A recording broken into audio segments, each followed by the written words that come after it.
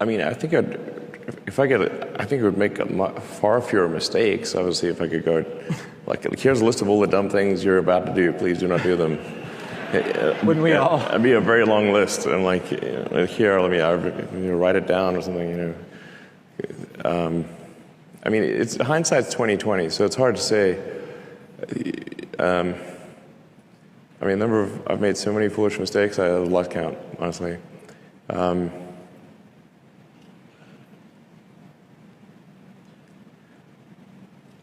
mean, some of these things I just wish like that's simple sort of mantra, management by rhyming.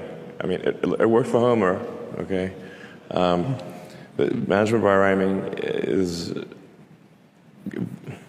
that thing I was saying, like, if the schedule is long, the design is wrong.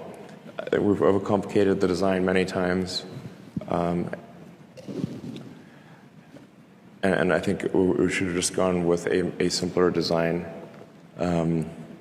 with the acid test being, how long will it take for this to fly? And if it's going to take a long time, don't do it. Do something else. If you look at, say, Falcon 9, it's got an aluminum lithium tank, but then the unpressurized structures are carbon fiber composite. And really, one of the worst possible things you could do to a joint is take something with a high coefficient of thermal expansion, high CTE, take it from room temperature to cryo, and then connect it to something that has zero CTE, basically zero, like carbon fiber. So now you've got a real pain in the ass joint, basically. Right. So in order for that to work, you've got the tank's got to shrink radially, and you've got these super expensive, heavy bolts that are like a beam and bending across, that are then taking load into the interstage, and they desperately want to shear off or snap off. This is crazy. Really should just have a continuous metal structure. That's obvious. That should be done. That'd be way better.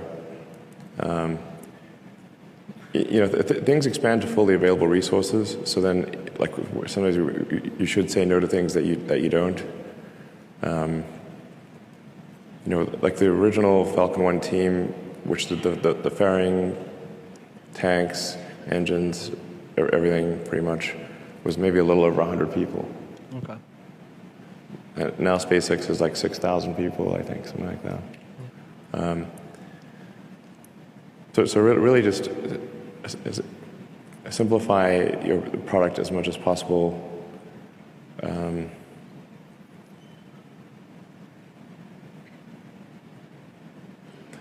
And then, like, if I think of some of the ways in which, how does a smart engineer make dumb mistakes, is optimize something that shouldn't exist. Don't optimize something that shouldn't exist. But people are trained to do this in college. You can't say no to the professor. The professor's going to give you the exam, and you've got to answer all the questions, or they will get angry. And give you a bad grade. So then you always optimize you always answer the question. A lot of the times you should say this is the wrong question. Right. In fact, the question is definitely wrong to some degree, just how wrong. And I think just generally taking the approach that your design is some degree wrong, probably a lot more than you think. Your goal is to make it less wrong over time. Well, first of all, you don't need college to learn stuff, okay? Everything is available basically for free. You can learn anything you want for free. It is not a question of learning. There is a value that colleges have, which is like, seeing whether can somebody work hard at something, including a bunch of sort of annoying homework assignments, and still do their homework assignments, and kind of soldier through and get it done. That's like the main value of college. And then also, if you probably want to hang around with a bunch of people your own age for a while instead of going right into the workforce. So I think colleges are basically for fun and to prove you can do your chores, but they're not for learning. There it is. I know we started late, and I know we don't have much time left, but to build on Julie's question here, how does somebody like you with a very long-term mission of going to Mars, how are you cultivating the next generation of leadership to take you there? Because, I mean, this is a long-term project. We might not be around to see us finally resettle on Mars. I mean, or maybe. No, I mean, I hope I'm not dead by the time people go to Mars. That would be a great outcome, I think. I might be, if we don't improve our pace of progress, I'm definitely, going to be dead before we go to Mars. So I'm just would like to not be dead by the time we go to Mars. That's my aspiration here.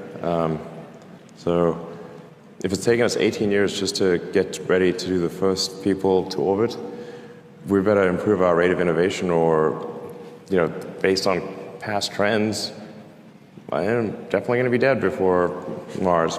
So we've got to improve our pace of innovation a lot. Well, we have a lot of good people at SpaceX that,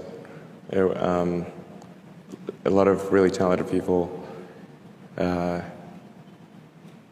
fact, I wonder, sometimes how we can make use of their talents in the best way, because, I think we're often not using their talents in the best way.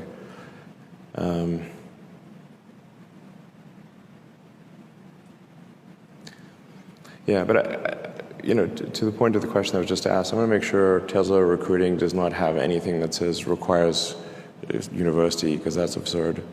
But there is a requirement of evidence of exceptional ability. You just can't, if you're trying to do something exceptional, they must have evidence of exceptional ability. I don't consider going to college evidence of exceptional ability. In fact, ideally, you dropped out and did something. I mean, obviously, we look at Gates is a pretty smart guy, he dropped out.